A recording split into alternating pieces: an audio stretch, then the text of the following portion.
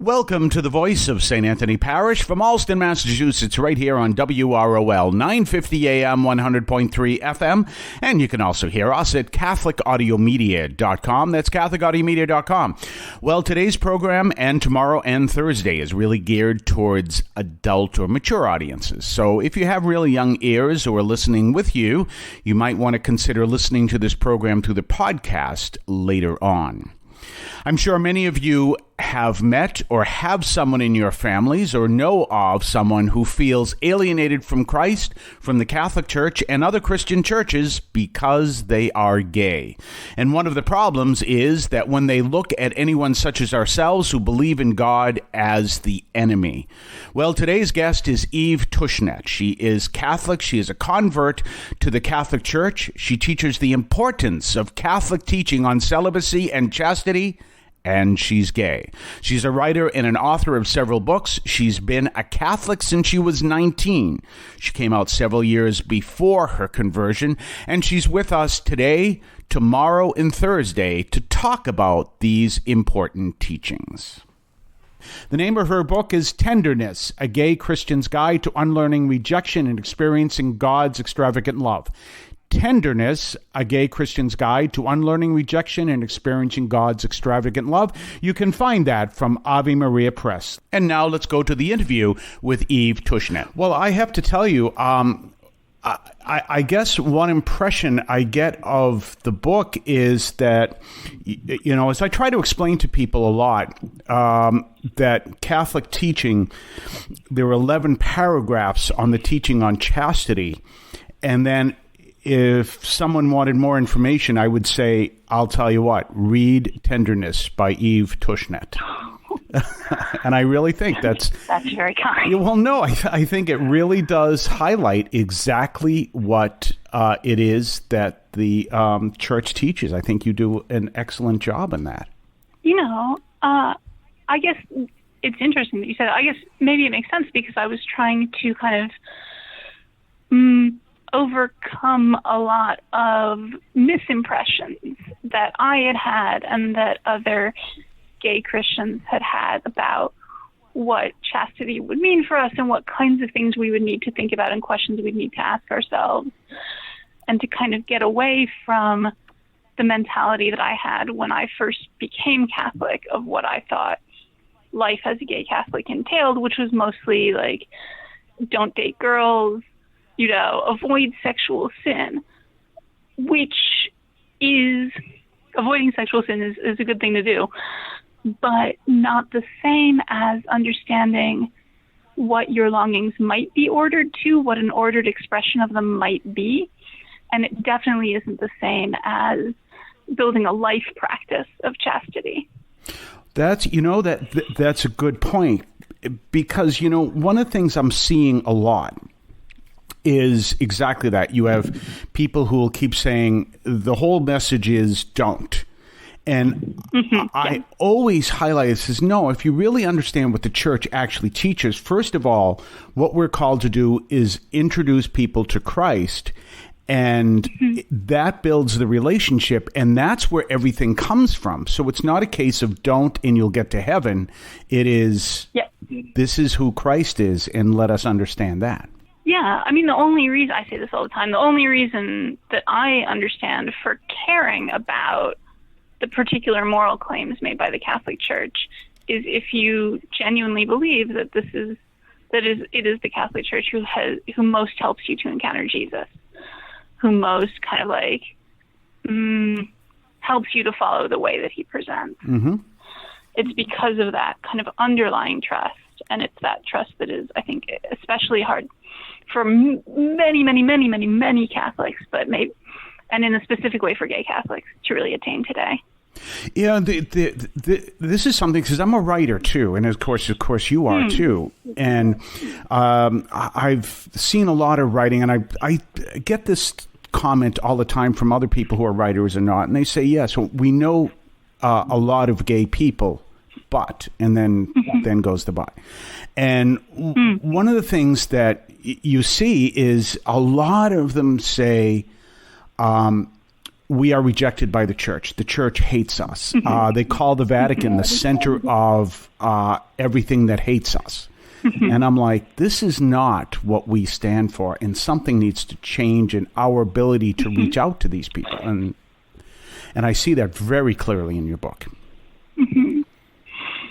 Yeah, I mean, I guess I would say people often, very often, have had specific bad experiences with Christians that they're thinking of being kind of flatly rejected. But underlying that, there's an even deeper thing, which is that there seems to be no vision of what a good future in the church could look like for a gay person. Wow. What's like a fruitful, beautiful, love-filled life that you could have. I did a piece for America magazine a couple of years ago interviewing people who had received quote-unquote conversion therapy, therapy intended to change their sexual orientation from gay to straight in Catholic settings. And some of them were pressured into it. One person was actually lied to by her therapist to get her to do this kind of therapy. But some of them really sought it out. And when other Catholics would say, no, you can accept yourself as a gay person, they'd be like, no, I'm going to change. And why is that? I think for so many of them, it was that they had never been presented with by anybody a vision of a future that was orthodox, filled with love, and not just like miserable and isolated and spending all your life trying to avoid sin. If you really don't believe that that's possible, or if no one has shown you, what could that realistically look like? Of course, you're going to do anything you can to avoid it. Some people will do anything they can to avoid it by leaving the church. If you're not going to do that, I think it's sort of logical that you would say, well, what if I can just stop being gay? And that drives a lot of pressure. A lot of choices that people make are, in my opinion, about what's imaginable to them. And what's imaginable to us is often what we've seen, what's presented to us. And if you literally don't know anyone or don't know of anyone who is trying to be an obedient Catholic and a self-accepting gay person, then of course you're going to think, well, I'm going to pick one of those two and go with it. And it's sort of like whichever thing feels least like a destruction of a part of yourself.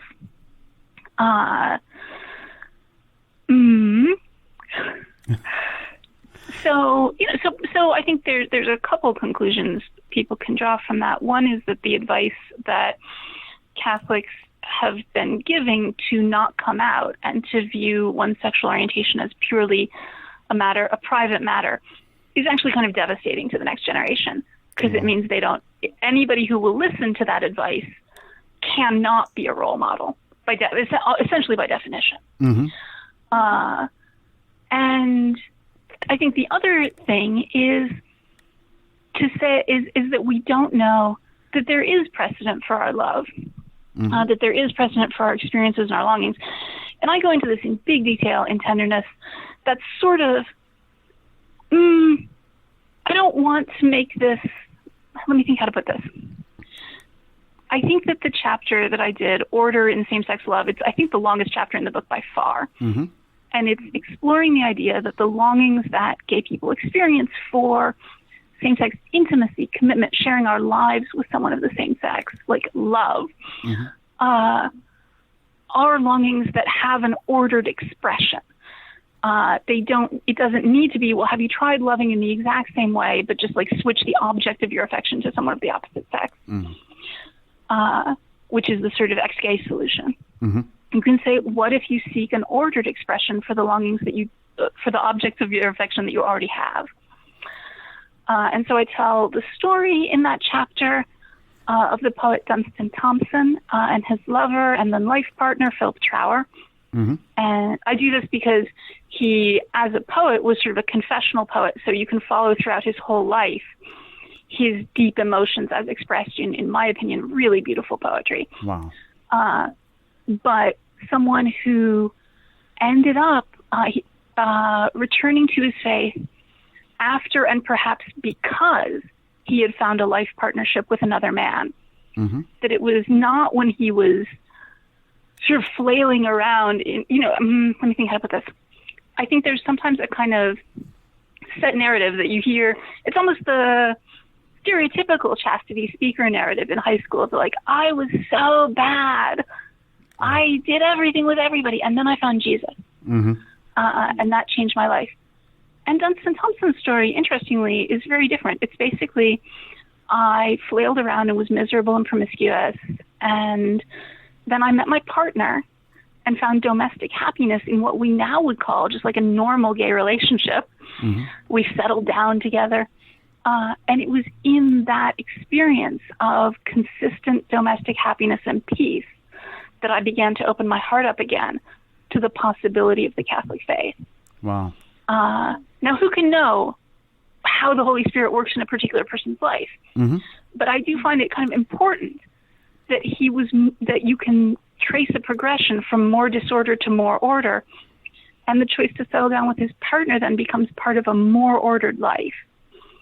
That ultimately for them resulted in them both becoming practicing Catholics. Thompson actually asked for permission from his spiritual director for them to continue living together, which I have to say shows an extraordinary amount of trust that I don't think I have. It does, yeah. Right. Like he genuinely said, can we still live together if we are going to try to be chaste? And received the answer, yes, in fact, I think it would be good for you. I think that you'll sort of follow God better together. So like that's only one story, but what I'm hoping to do with it is kind of open a window to possibilities.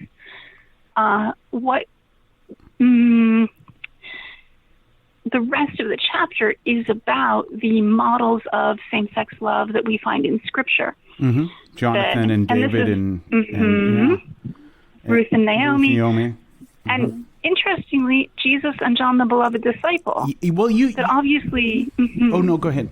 I was going to say, like, Jesus uses friendship as a term that models his relationship with all of us, with all of the disciples.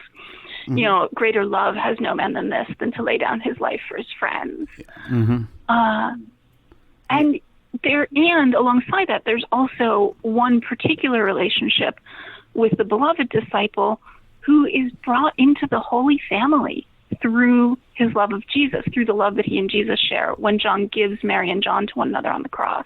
We'll be back tomorrow with more from Eve Tushnet, author of Tenderness, A Gay Christian's Guide to Unlearning Rejection and Experiencing God's Extravagant Love, from Ave Maria Press. And don't forget, you can hear us at CatholicAudiomedia.com. In Cristo vivimos.